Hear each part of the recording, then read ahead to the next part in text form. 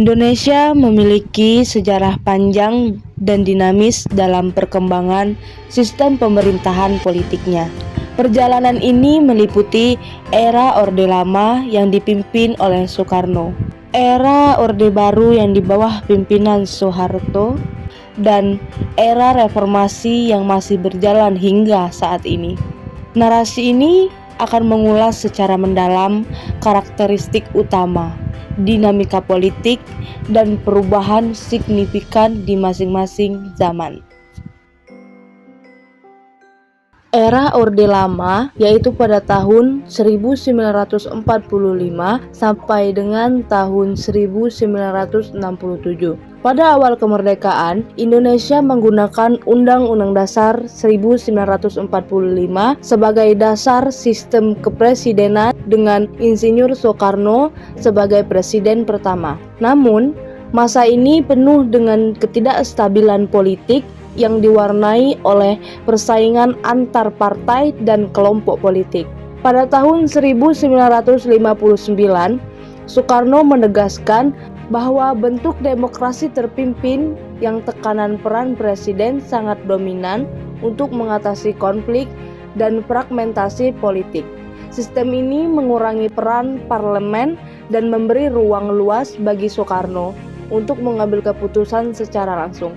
Pada masa Orde Lama, pemerintahan Presiden Soekarno cenderung otoriter dan sangat sentralistik, dengan dominasi kekuasaan yang tidak seimbang serta minimnya mekanisme kontrol demokratis.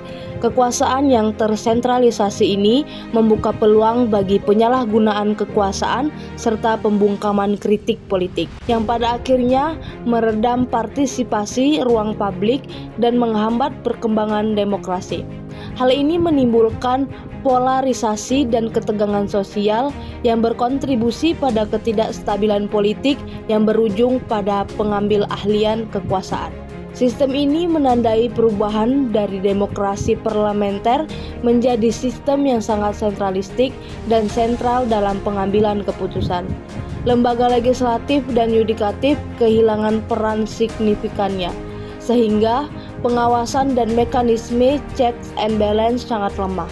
Dominasi ideologi Nasakom, yaitu nasionalisme, agama, komunisme, sebagai upaya mempersatukan berbagai kelompok politik sebenarnya menimbulkan ketegangan yang tajam antara kelompok tersebut, menyebabkan politik menjadi sangat polar dan rentan konflik.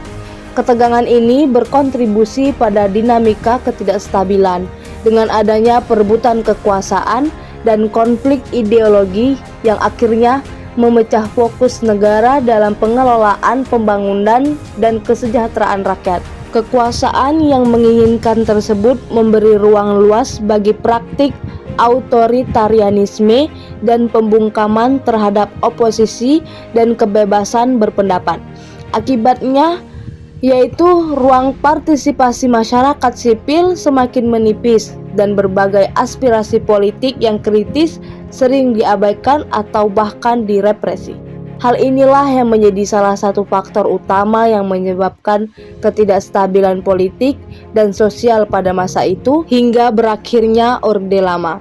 Kutipan dari Soekarno yaitu bahwa demokrasi terpimpin bukan berarti presiden menjadi raja, tetapi presiden sebagai pemimpin yang menjaga persatuan rakyat di tengah perbedaan. Di masa Orde Lama juga menggambarkan pengaruh militer dan partai tunggal yang mulai menguat, serta ketegangan internasional seperti konfrontasi dengan Malaysia dan pendekatan politik luar negeri yang non-blok.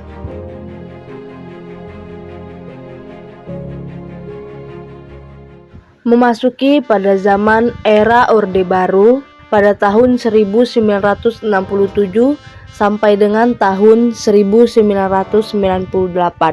Setelah krisis politik dan ekonomi, Soeharto naik ke tampuk kekuasaan dan membentuk Orde Baru, yaitu sistem pemerintahan presidensial yang kuat memberikan kendali penuh kepada presiden atas legislatif dan pemerintahan daerah.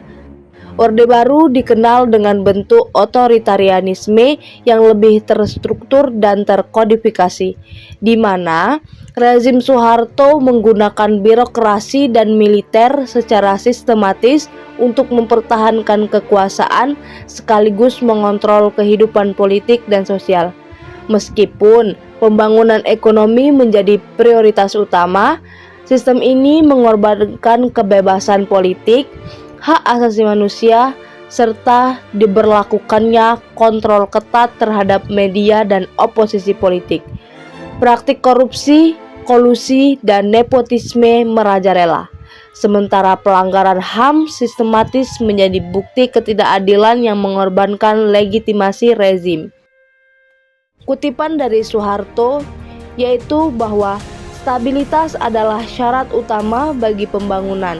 Tanpa stabilitas, pembangunan ekonomi kita akan terhambat. Pada masa Orde Baru ini, kekuasaan Soeharto dijaga melalui mekanisme otoritarian yang sangat terstruktur dengan birokrasi, aparatur, dan militer sebagai instrumen utama yang mengontrol masyarakat dan kesetaraan. Sistem ini sangat sentralistik dengan karakter oligarki yang menguntungkan kelompok elit tertentu, khususnya keluarga dan kolega Soeharto. Pembangunan ekonomi yang menjadi prioritas sekaligus menjadi justifikasi penguatan kekuasaan eksklusif tersebut. KKN, korupsi, kolusi, dan nepotisme, mereka merajalela dalam tata kelola pemerintahan dengan monopoli ekonomi yang menguntungkan keluarga Soeharto dan kelompok bisnis dekat rezim, sehingga menghambat pemerintahan yang transparan dan adil. Pembungkaman media dan kebebasan berpendapat memperlemah kontrol sosial dan politik, dan memicu pelanggaran HAM tanpa akuntabilitas. Rezim Orde Baru menggunakan kebijakan represif untuk permusuhan dan aktivisme politik. Pada akhirnya, legitimasi rezim melemah secara substansial akibat pengawasan kekuasaan, ketidakadilan sosial sistematik, dan ketidakadilan ekonomi yang lebar, yang memicu ketidakpuasan rakyat hingga gelombang reformasi di akhir tahun 1990-an.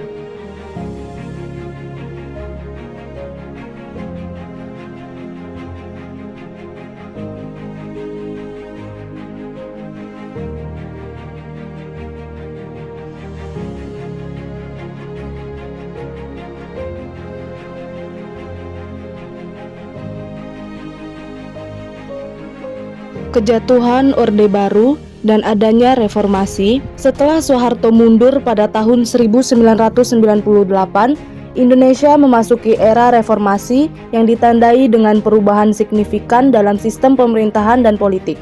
Amandemen Undang-Undang Dasar 1945 memperkuat peran parlemen dan memperkenalkan sistem presidensial yang lebih demokratis, di mana presiden dan wakil presiden dipilih langsung oleh rakyat. Era reformasi ditandai dengan kebebasan pers yang lebih luas, pengakuan hak asasi manusia, serta peningkatan partisipasi politik masyarakat. Sejak era reformasi, Indonesia dipimpin oleh beberapa presiden berganti-ganti seperti B.J. Habibie, Abdurrahman Wahid, Megawati Soekarno Putri, Susilo Bambang Yudhoyono, dan Joko Widodo, yang terus berupaya memperkuat demokrasi dan transparansi pemerintah. Di tengah kemajuan demokrasi, tantangan seperti korupsi, politik identitas, dan polarisasi sosial masih menjadi perhatian serius dalam perjalanan bangsa. Kutipan dari B.J. Habibie bahwa demokrasi bukan soal kekuasaan, tapi soal tanggung jawab yang harus dijalankan secara jujur dan adil. Sejak resmi menjabat sebagai Presiden Indonesia ke-8 pada Oktober tahun 2024, Prabowo Subianto membentuk Kabinet Merah Putih yang besar dan kompleks. Kabinet ini dipersiapkan untuk menghadapi tantangan pembangunan nasional dan dinamika politik modern. Pemerintahan Prabowo menyoroti isu-isu penting seperti pemberantasan korupsi, pengentasan kemiskinan, swasembada pangan dan energi, serta pengembangan hilirisasi komoditas strategis. Selama tahun pertama pemerintahan Prabowo, berbagai demonstrasi publik terkait kebijakan DPR dan isu sosial politik kerap terjadi sebagai bagian dari dinamika demokrasi yang masih berjalan. Di sisi lain, kasus-kasus korupsi yang melibatkan pegawai pemerintahan juga menjadi sorotan media dan masyarakat, meskipun penanganannya masih berjalan dan belum tuntas secara penuh hingga saat ini. Karena masa pemerintahannya masih relatif baru, laporan dan analisis mengenai keberhasilan serta tantangan pemerintahannya terus berkembang dan menjadi topik penting dalam politik nasional. Periode ini menjadi kelanjutan yang penting dalam sejarah politik Indonesia, mencerminkan dinamika demokrasi yang terus berlangsung hingga hari ini. Sejarah sistem pemerintahan Indonesia menggambarkan perjalanan panjang dari sentralisasi kekuasaan ke demokrasi yang semakin terbuka. Dengan memahami era ketiga ini, kita menjadi lebih bijak menyikapi pertahanan demokrasi kini dan ke depannya. Kutipan dari Joko Widodo bahwa demokrasi harus terus kita pelihara dan perkuat agar keadilan dan kesejahteraan seluruh rakyat terwujud. Kesimpulan yang dapat kita ambil dari pembahasan awal hingga detik ini bahwa sejarah sistem pemerintahan Indonesia menunjukkan pergeseran dari sistem presidensial awal ke demokrasi terpimpin. Kemudian otoriter Orde Baru dan akhirnya menuju demokrasi presidensial yang saat ini berjalan. Era Prabowo membawa nuansa perubahan dan reformasi yang bisa jadi akan membentuk arah baru tata kelola pemerintahan di Indonesia. Memahami dinamika ini penting untuk melihat perjalanan politik Indonesia dan masa depannya. Dari kutipan B.J. Habibie mengingatkan kita bahwa demokrasi sejati bukan hanya soal kekuasaan, melainkan tanggung jawab yang harus dijalankan dengan jujur dan adil. Nilai yang menjadi pijakan penting dalam perjalanan politik Indonesia hingga kini. Dari video ini menegaskan pentingnya nilai demokrasi yang dijalankan dengan tanggung jawab, kejujuran, dan keadilan, sebagaimana yang diungkapkan oleh B.J. Habibie.